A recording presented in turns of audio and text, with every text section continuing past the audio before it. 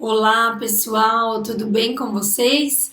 Tô meio sumida, tá muito corrido esse final de ano pra mim, várias coisas no trabalho.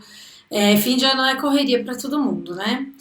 Mas hoje eu vim aqui atendendo a pedidos, eu deixei uma publicação, perguntei o que vocês gostariam, sobre o que vocês gostariam que eu falasse um pouco. E aí eu recebi três indicações. E aí eu escolhi duas inicialmente, mas depois eu pretendo falar um pouco sobre a terceira também. Então eu vim aqui falar um pouquinho para vocês sobre um tema que vai cair na prova de Suzano, né? Então também às vezes eu falo alguma coisa sobre essa prova, achei que é um edital bastante legal. Então eu vim falar um pouquinho para vocês sobre a parte de aditivos, tá? Que é um assunto que eu gosto bastante, né? Bom, aditivos, pessoal, eu separei aqui uma listinha sobre algumas coisas que eu acho importante vocês estudarem, tá bom? É um tema bastante complexo, mas não costuma cair de uma forma muito complexa nas provas, porque na verdade o que eles querem é que vocês tenham uma noção, né, sobre o que são os aditivos e algumas classes. Geralmente cai isso, definição, o que é e alguns exemplos, algumas classes, né? Alguns exemplos e em qual classe esses exemplos eles se enquadram. Então, qual é a minha dica de estudo de aditivos para vocês? Minha dica é: leiam a portaria 540 de 27 de outubro de 97. Isso. Essa portaria, gente, ela tá no. Se vocês procurarem na internet, joguem Biblioteca de Alimentos da Anvisa. A Anvisa ela publica uma biblioteca de vários assuntos, de legislação de vários assuntos.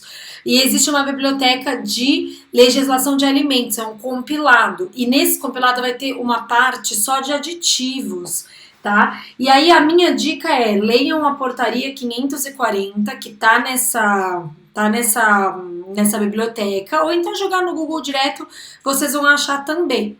Então é interessante saber o que é o ingrediente, saber que o aditivo ele também é considerado um ingrediente, mas o aditivo ele tem uma definição própria, é interessantíssimo conhecer essa definição.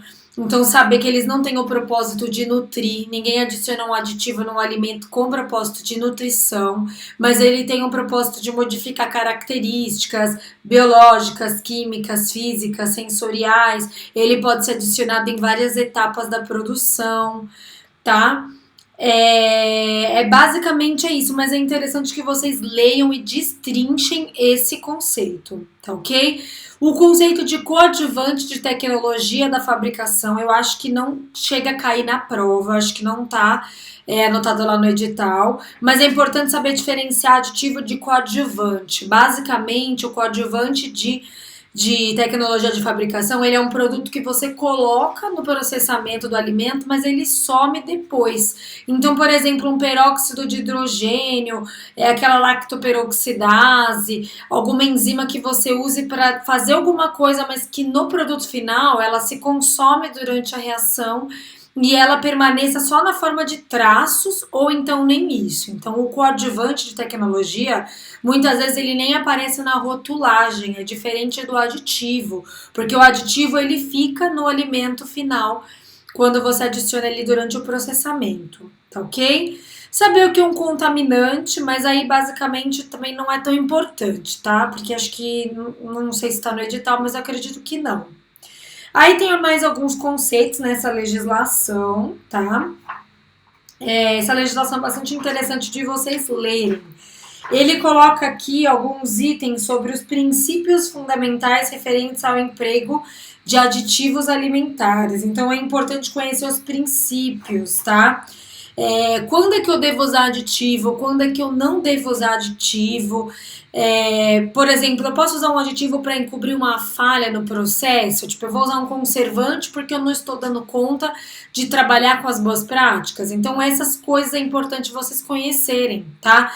Porque aditivo é uma coisa que a gente não pode usar torta direito, assim, né? Vai adicionando em qualquer produto.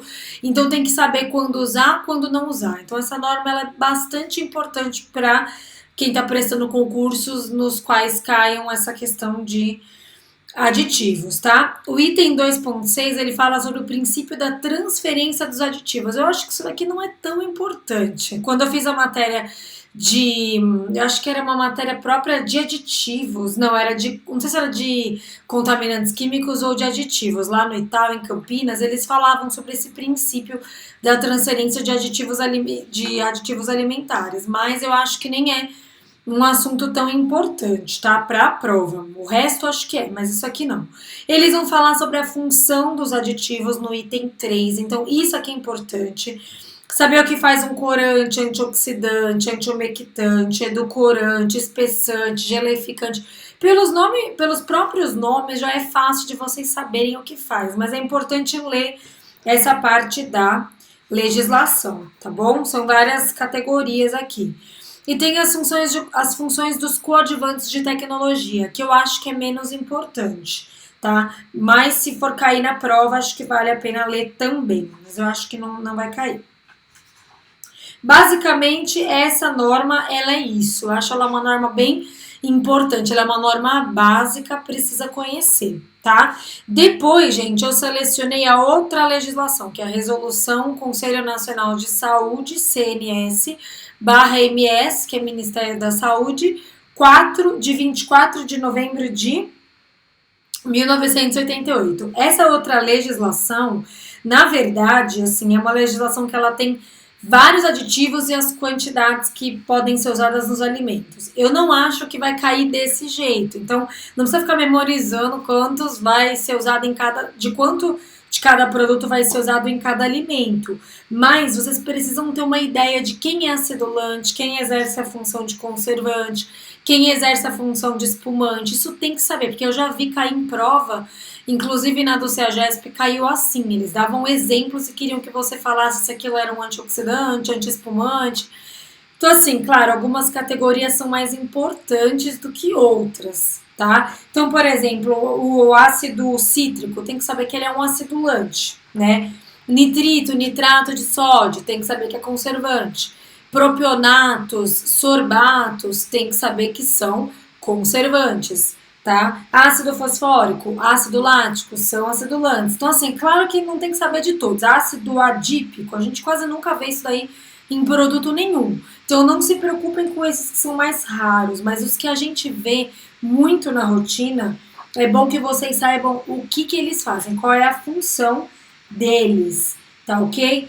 Por exemplo, na prova do CEAGESP, se eu não me engano, caiu do BHT e do BTA, que são antioxidantes, são usados em margarinas, então tem que saber que é o, acho que é butil hidroxitolueno e o outro eu não me lembro o nome. Então tem que saber qual é a função, tá? E geralmente é legal, é interessante vocês saberem, assim, né, em que alimentos que usam, mas de modo geral, assim, claro.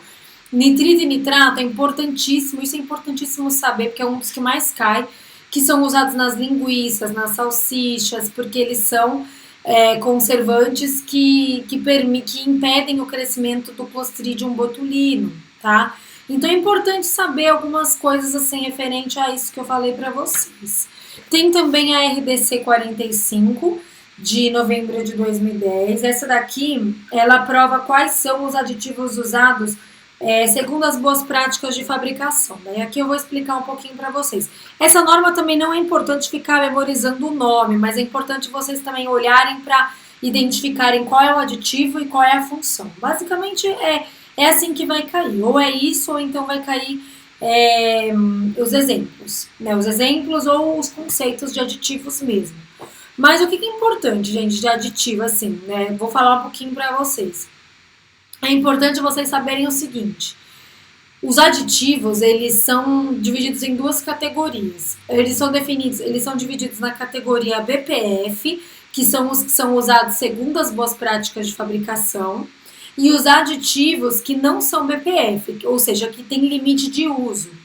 Então, isso é feito pelas agências reguladoras, no caso a Anvisa, que faz esse trabalho aqui no Brasil, mas geralmente com base em monografias que são feitas por órgãos estrangeiros. Então, a Anvisa faz uma análise, um estudo, né, do risco daquele aditivo. Então, por exemplo, nitrato e nitrito é um aditivo que ele tem um certo risco à saúde. Então, a gente não pode consumir indiscriminadamente, certo? Então, fazendo esse estudo, a Anvisa vai definir quais são os aditivos BPF e quais são os aditivos que não são BPFs, tá? Então, por exemplo, nitrato e nitrito não são aditivos BPF. O que são aditivos BPF? Aditivos BPF são aqueles que o produtor do alimento ele pode usar em qualquer proporção. Não tem um limite máximo de uso para um aditivo BPF.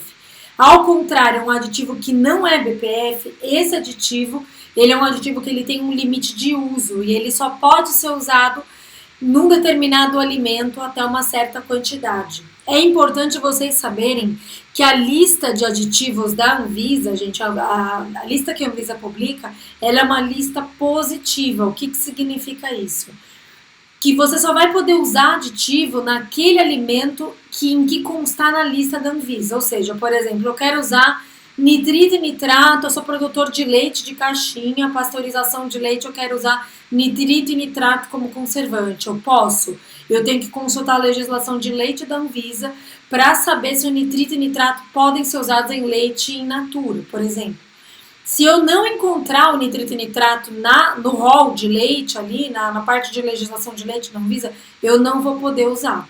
Porque a lista da Anvisa é uma lista positiva. Então, só pode usar o que está especificado na lista para aquela categoria de alimentos. Isso é uma outra coisa bastante importante para saber.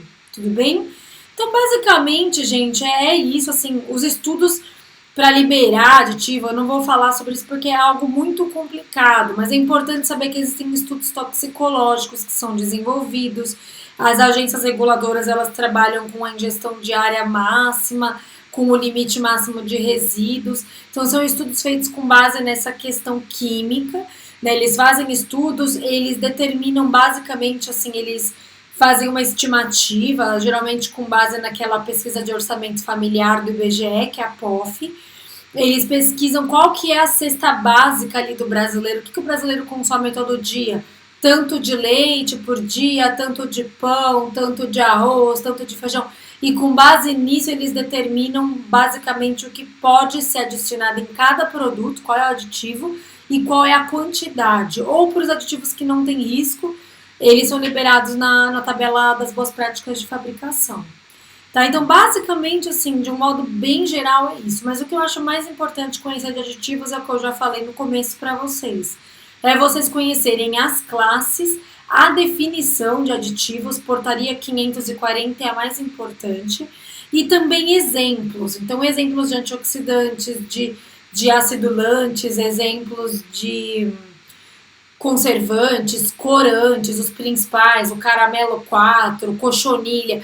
Leiam e tentem conhecer um pouquinho sobre aquele agente. Então, por exemplo, é importante saber que a cochonilha é um corante natural. É importante saber que o caramelo 4 é um corante sintético. Então, dei uma pesquisada básica, assim, nada muito complexo sobre alguns, os principais, os mais encontrados desses aditivos. Leiam bastante rótulo, que eu acho que isso ajuda vocês a saberem o que é importante, o que não é, o que mais aparece, o que tipo existe na tabela, mas que a gente não vê muito uso.